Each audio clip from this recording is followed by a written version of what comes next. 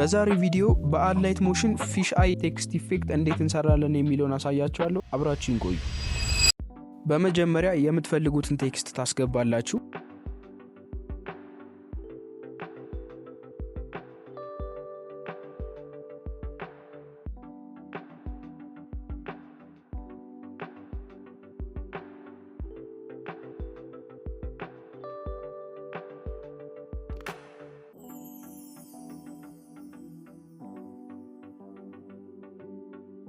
በመቀጠል የቴክስታችሁን ሳይዝ ኢንክሪዝ ታደርጉታላችሁ።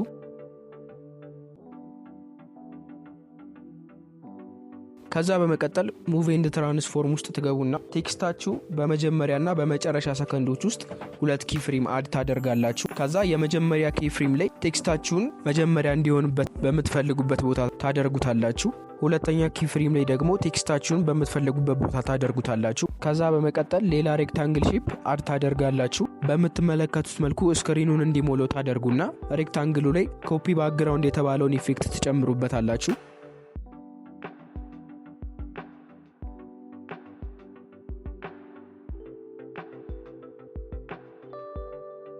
በድጋሚ ሬክታንግላችን ውስጥ ማለትም አዲስ ያስገባነው ሬክታንግል ውስጥ አዲስ ኢፌክት አድ እናደርጋለን። የኢፌክቱ ስም ካልተሳሳትኩ ፒንች ኤንድ በልጅ የሚል ነው። በጣም ስሙ ለመጥራት ያስቸግራል። ከዛ በኋላ አጀስት ታደርጉታላችሁ። ገብታችሁ ሴንተር የሚለውንና ስትሪንግዝ የሚለውን ስታስተካክሉት ነው ፊሽ አይ የሚለውን ኢፌክት ሊያመጣላችሁ የሚችለው። ስለዚህ አጀስት እያደረጋችሁ እናንተ በምትፈልጉት መልኩ እስኪመጣላችሁ ድረስ አጀስት አድርጉት።